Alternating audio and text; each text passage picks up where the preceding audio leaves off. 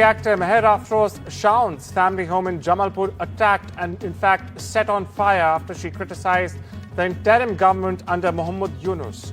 Now, according to reports, the detective branch of police in Dhaka has picked up prominent actor Meher Afroz Shaon for questioning from Dhaka.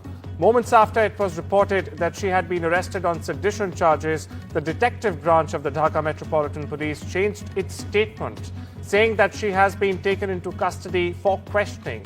Meanwhile, a group of protesters set fire to the ancestral home of Shaon in Jamalpur. They set fire to the house belonging to engineer Muhammad Ali, Shaon's father.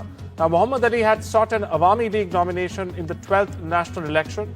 Meanwhile, her mother, Begum Tahura Ali, served as an MP from the reserved seat for women from 1996 to 2001 and again from 2009 to 2014.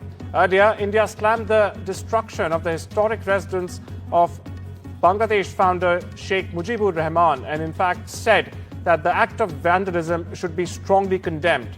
Rahman's residence in Dhaka was destroyed by some protesters on Wednesday.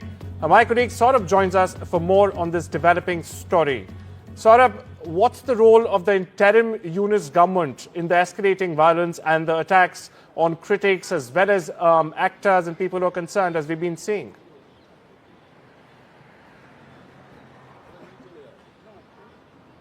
Well, on the streets of Dhaka, it seems that as far as these elements are concerned, who are setting fire or, completely bulldozing a structure that was a museum for the founding father of Bangladesh, Sheikh Mujibur Rahman, or setting houses of those criticizing the interim government on fire, these elements seem to be having a free run. The administration and law enforcement, conspicuous by their absence, and even if they're present, there's very little that they're doing to stop these incidents. That's one of the observations that many are saying that they're witnessing in Dhaka. The other thing is that, this is an interim government. This is not an elected government, and there are to be elections soon.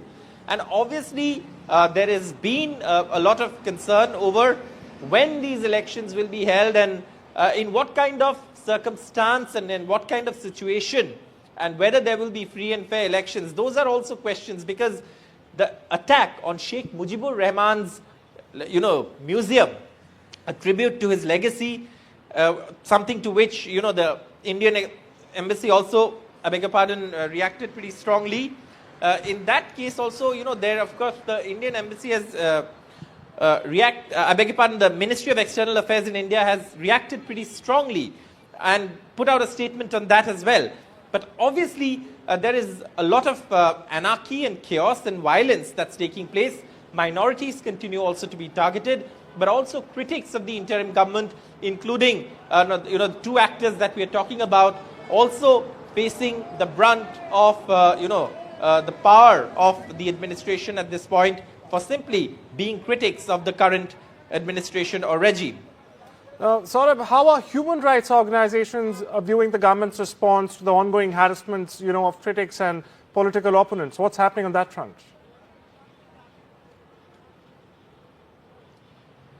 Well, this has been something that human rights organizations in Bangladesh have been flagging. And, in the aftermath of last year's revolution the overthrowing of the Sheikh Hasina government in Bangladesh, following which the former Prime Minister of Bangladesh, Sheikh Hasina, had to flee her country, minorities in Bangladesh, specifically the Hindu community, have faced attacks. That's something that human rights bodies have flagged.